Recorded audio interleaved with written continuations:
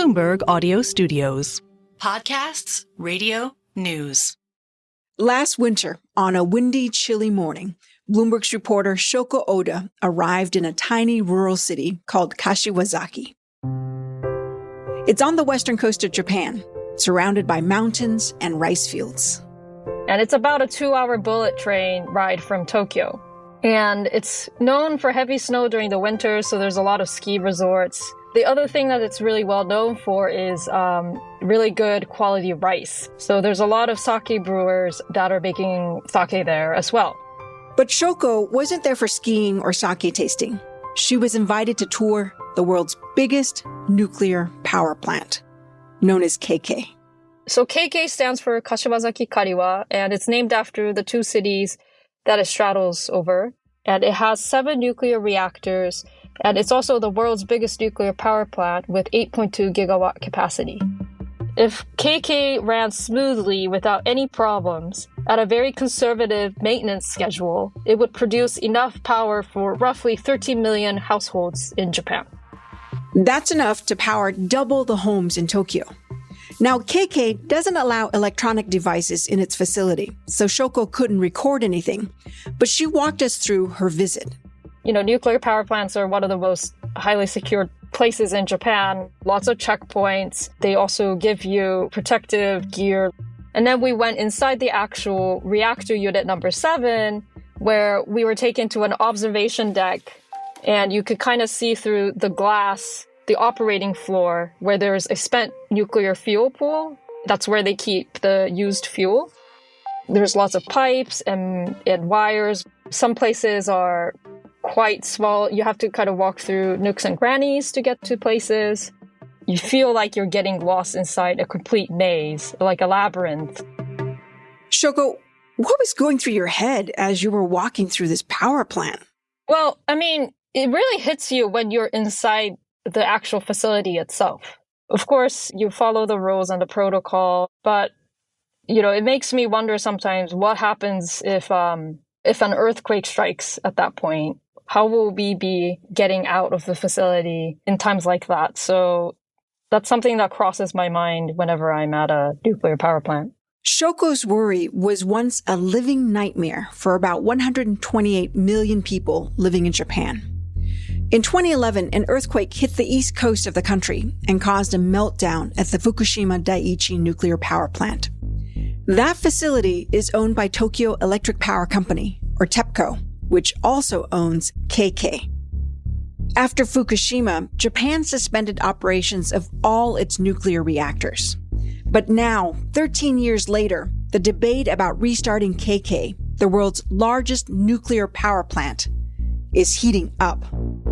I mean, Kashiwazaki Kariwa is incredibly symbolic. It's symbolic in the sense that it's the last nuclear power plant operated by TEPCO, the company responsible for the Fukushima Daiichi disaster. And if this one were to be able to restart, I think the Japanese government sees it as a positive thing that boosts sentiment to adopt more nuclear power use. So I think the government really is looking at it as a critical piece of the puzzle.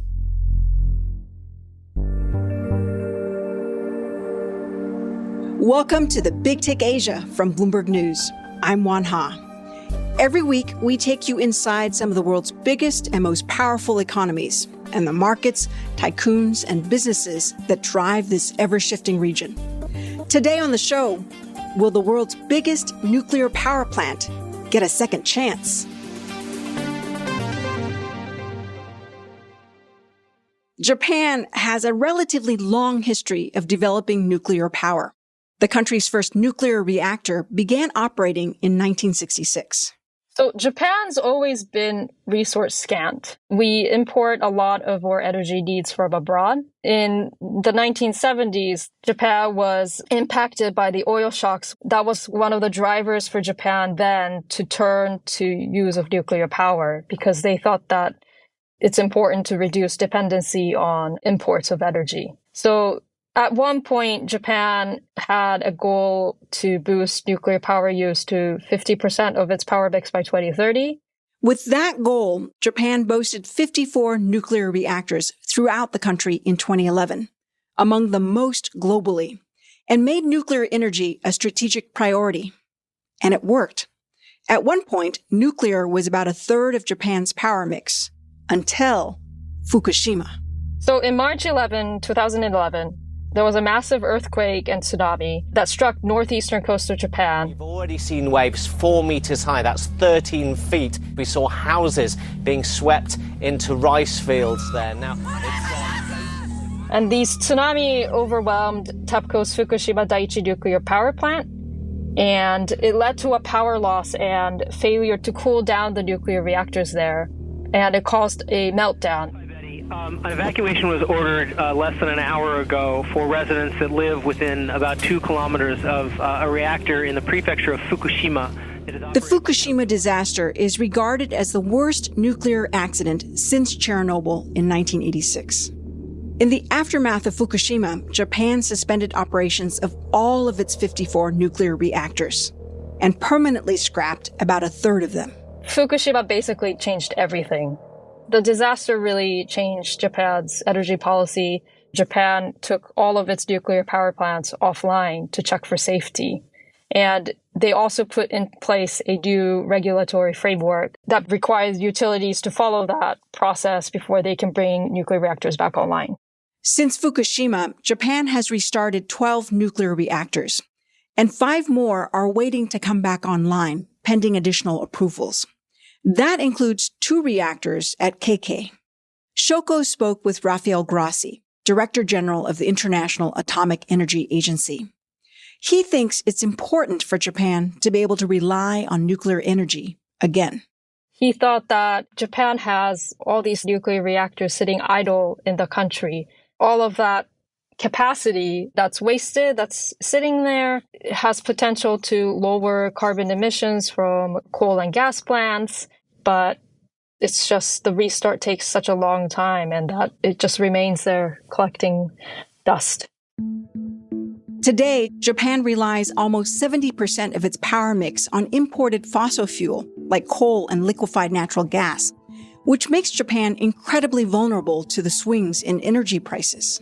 So whenever there's a spike in, let's say, an LNG price, Japanese utilities get impacted. Then the same goes for like coal. On top of that, the yen has been at historic weakness against the dollar, which makes it even more expensive for utilities to procure energy from abroad. Just to give a figure, Japan imported like 27 trillion yen of energy last year. That's about $173 billion. 173 billion US dollars. That's more than what Japan made exporting cars last year. That big energy bill means there's little room for debate on why Japan needs a new way to power its $4 trillion economy. And Shoko says the regional wars and conflicts in recent years made this need even more urgent. The invasion of Ukraine really had a big impact. After the invasion, commodity prices went flying through the roof, and Prime Minister Fumio Kishida explained that in order to achieve energy security, but also achieve climate goals, because nuclear can provide carbon-free energy, the Prime Minister himself said that Japan should restart as many of its reactors as possible, so long as it's passed the safety protocols, but also look into developing next-generation reactors and trying to harness that technology more. There are other reasons why Japan wants to harness nuclear power more. For one, it wants to attract more semiconductor manufacturers like TSMC to make chips in Japan, and that's expected to increase electricity demand significantly. Plus, there's also a move to revive nuclear power around the world. China has plans to roll out more nuclear power plants. There are talks in the U.S. to try to bring some back online. Even developing countries are looking at nuclear power, including Bangladesh, India. So it's really not just Japan, but every other country is looking at atomic energy as a way to secure energy. This year, Japan started a review of its national energy strategy to set a target for the country's power mix in the future. The current strategy says Japan will aim for nuclear to be up to 22% of its power mix by the end of the decade. In fiscal 2022, nuclear accounted for just 5% of the energy mix. And next month, lawmakers in Niigata, the prefecture where KK is based, will meet and likely consider whether to support a restart. I spoke with some of these lawmakers, and they're very wary about restarting KK, and many have said that it's not the right time to be even discussing whether KK should be restarted or not. After the break, what it takes to restart a nuclear reactor and the challenges ahead.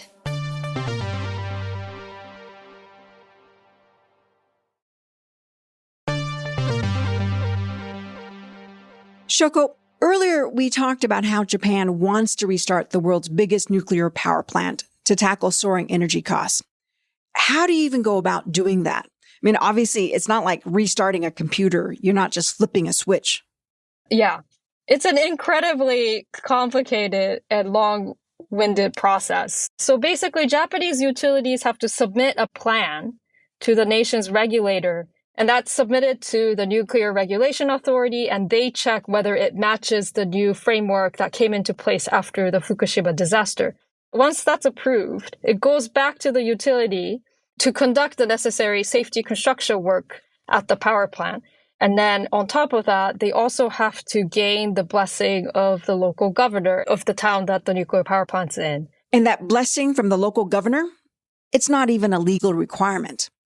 Technically, idled reactors just need regulators' approval to restart. Companies like TEPCO typically seek consent from the local governor and assembly. But citizen lawsuits or protests can slow that down. For KK, 2 of its 7 reactors have passed the required safety protocols. But Shoko says local lawmakers and residents in Niigata, where KK is located, don't seem excited about restarting a nuclear plant in their backyard. And the reason for that is Japan saw another earthquake on January 1st, and it happened to take place somewhere close to Niigata. It shook quite a lot in Niigata. The lawmakers themselves said that they saw a lot of people trying to evacuate, and the roads were getting congested because everyone's trying to evacuate all at once. All of this gets compounded. And so they don't think the evacuation plan put in place is adequate enough. They don't think the road infrastructure is strong enough. And so I could really feel the temperature difference between, the national government that's been very proactive in trying to promote nuclear energy versus the actual local government that's actually dealing with the risk of a potential disaster. And even if all these safety concerns are addressed, the residents in Niigata don't actually have much to gain from restarting KK. Tokyo Electric operates KK. That means if Tokyo Electric were able to cut back on fossil fuel imports and lower power bills, all of that benefit goes to people like me living in Tokyo and the surrounding prefectures. Niigata is actually covered by a different utility, and so they don't get the benefit of, let's say, a lower power bill. All they get is just the risks. A Bloomberg NEF report forecasts that TEPCO could resume operations at KK's number 7 reactor as soon as October. For now, there's no official target date. And for many Japanese today, the memory and trauma of Fukushima still loom large. Obviously, Japan is one of the most seismically active places in the world. Every single time there's an earthquake, I, as an energy reporter, the first thing that comes to my mind is, what's the closest nuclear power plant to where the earthquake took place? And so it's the key sticking point for people when they debate whether nuclear is safe or good or not. The trade minister once said that it takes years and years to gain trust, and it only takes a second to lose that trust. That was his line to TEPCO to make sure that they know that attention's on them and make sure that they need to do everything they can to gain that trust back from the public. Shoko, despite the trauma of Fukushima, it seems that the reality and the needs on the ground are making people think differently about nuclear energy? Yeah, it was a very traumatizing event for the country. But at the same time, it's been 13 years, and public sentiment toward nuclear in Japan has shifted, especially with the invasion of Ukraine and power bills going up. People started to kind of warm up to the idea of nuclear power, because if that means lowering fuel imports and lowering power bills, then, why not?